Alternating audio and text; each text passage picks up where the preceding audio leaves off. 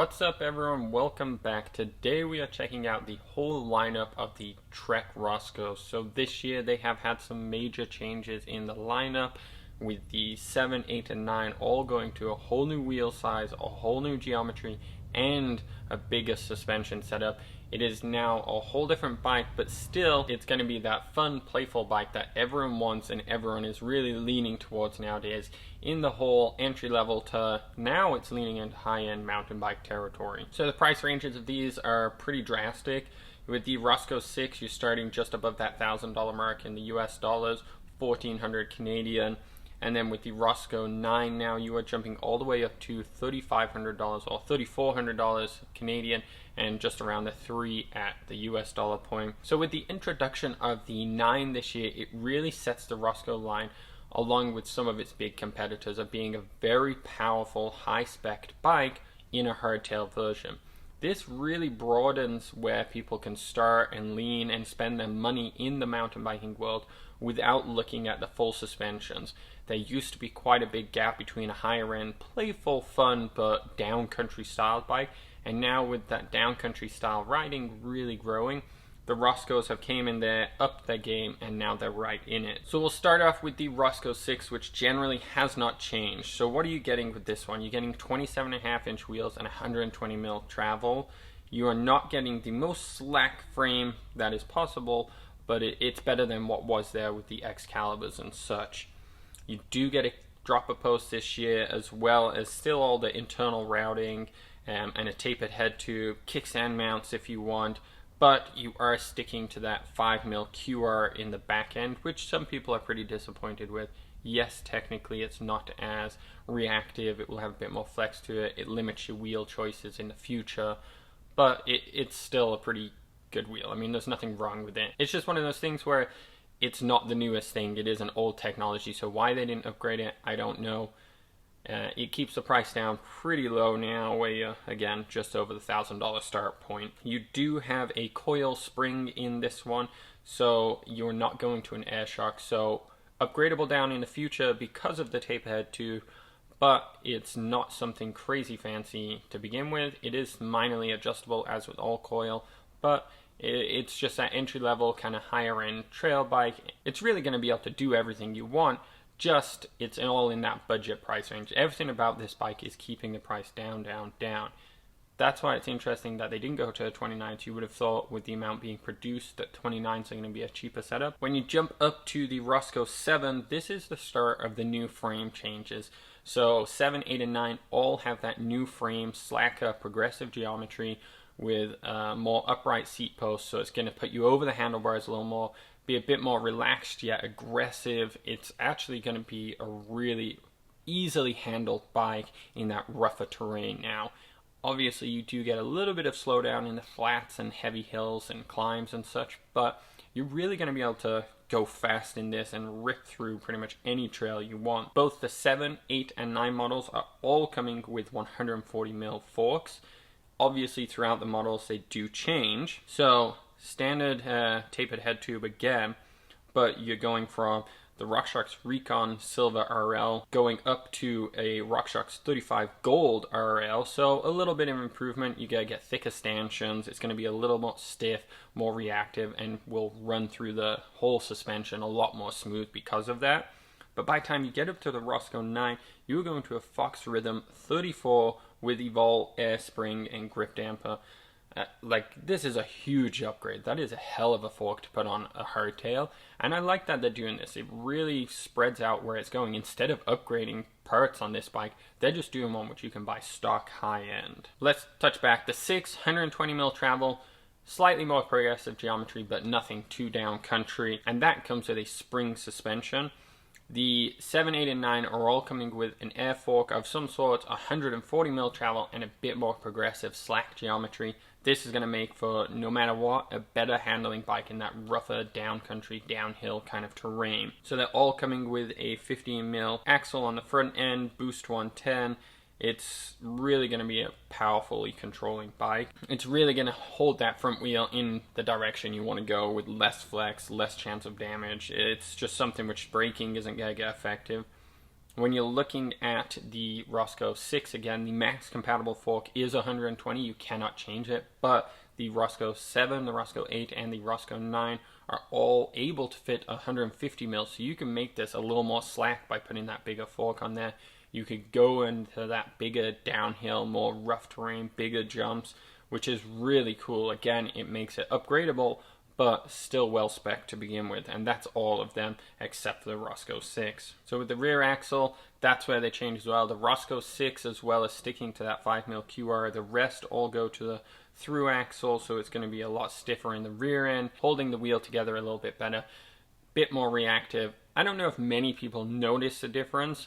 I've compared it on road bikes and you can definitely feel it, but you're more sensitive to the ground there. When you add that much tire underneath, it's going to be not as noticeable. All of them in the 6, 7, and 8 come tubeless ready straight out of the box. So this is just leaning into that kind of I am a full-on mountain bike thing. There's no need to change it. It's going to come tubeless right out of the box, and that's something you're really going to enjoy. Whereas the Rosco 6 is sticking with tubes. It's going to work. It's got a good tire on it now, 27.5, 2.8. Should come with a Kenda Havoc, but it's only a 30 TPI, so it is something you'd have to upgrade to go tubeless. Like, there's a lot of work in that bike to do it, whereas all the other ones are coming with 120 TPI team issue Bontrager XR4 in the 29 by 2.6, which is fantastic. What is the same on all the models is the dropper post and seat post sizing. I kind of thought they might lean to that 34mm kind of size, but no, they have stuck with a 31.6, and they all have the exact same dropper post on it, which is also interesting. You don't even go to the higher end Bontrager or anything like that. So it is something you could upgrade if you wanted a little snappier, a little faster. You do get a slightly different lengths depending on the model, so that gets a little complicated, but otherwise it's a good dropper post. The Trans-X ones have definitely improved over the years to be a little snappier, a little more responsive. You're still going to get a bike which has a dropper post on all of them, which is something important, especially in today's kind of riding scene. Dropper posts are key. I don't even know how I lived without one before I had one. They're so over the top, but they work really well. Brake-wise, you are getting the MT200s in the Rosco 6 and the Rosco 7, so a relatively good brake. They work really well, single piston or dual piston, whichever way you want to look at it. When you jump up to the 8 and 9, you are going to a 4-piston hydraulic brake with a 4100 on the 8 and a 6120 on the 9, which again is a hell of a brake. Like, that's going to stop you dead when you need it. The 9 is really designed for that really hardcore rider who just doesn't want to now pay, you know, $5-6 grand for the same part spec in a full suspension. The 6 is there for you to be entry level and you're getting it. You get your 10 speed with it, Dior. When you go to 7, it's 12 speed Dior. 8 is NX Eagle with SRAM. And then interestingly enough, they bounce back to Shimano with the SLX and XT mix on the Rosco 9. A couple things different between the sizes is the Rosco 6 is having a 28 tooth front ring. The Rosco 7 and the Rosco 8 and the Rosco 9 are all having a 30 tooth, but they do bounce around. So it's an FSA Alpha drive on the Rosco 6. It's a Shimano MT511 on the 7. It's an MT511 on the 7. It's an X1 Eagle on the 8, and then they go to the E13 Helix on the 9. Why they did so many different chain rings, I don't know. There honestly can't be that much difference between the front chain rings, but whatever. Interestingly enough, it advertises on the Trek website that the 6, 7, and 8 all come with some sort of VP nylon platform pedal, so just a standard flat one. But on the 9, it shows that it comes with nothing. Now, this isn't uncommon for higher-end full suspensions or higher-end bikes in general, but it is interesting that a lineup would come with it on the majority of them and then not on the higher-end one. You know, you don't see it coming on a Fuel X5, but then not on the 6 and a 7. You just simply don't see it on any of them. So it is interesting that you cap over this $3,000 price range and you just automatically get classed into you don't get a pedal now. But it's interesting they've done that. And the weight. So the Rosco 6 is 33.97 pounds or 15.41 kilograms. So nearly 34 pounds. Like that's a good weighted bike, especially for a hardtail, you know? Not the lightest one around. When you jump up to the 7, it goes to 30.84, so you're already dropping off 3 solid pounds. You lose another pound when you go up to the 8 at 29.85, and again, it is the exact same thing with the Rosco 9 where you lose another pound. So that one is 29.95 pounds or 13.13 kilograms. There is like a 2 and a bit kilogram difference, a nearly 5 pound difference between the 6 and the 9 in just weight. And that kind of says a lot to the parts which are going on these bikes. Like that is a huge weight difference. When you're looking at all 4 bikes, which one are you going for? How do you choose? Obviously, if you're going for the Rosco 9, you are buying the best they have to offer. It's got a 140mm Fox Rhythm 36 fork, and it is designed to fly down the trail really fast and stop really fast and shift really fast. This is the ultimate fun bike, but you got to pay the price for it. When you look at the Rosco 6, this is definitely the entry level setup. Honestly, the most interesting of them all because it didn't adopt the new 29er wheel size. You do keep a lower price, but there are some major sacrifices with it now, being that it's 34 pounds. It's a heavy bike. It's only got the 10 speed on it. You know, there's a lot to upgrade and a lot to go from there.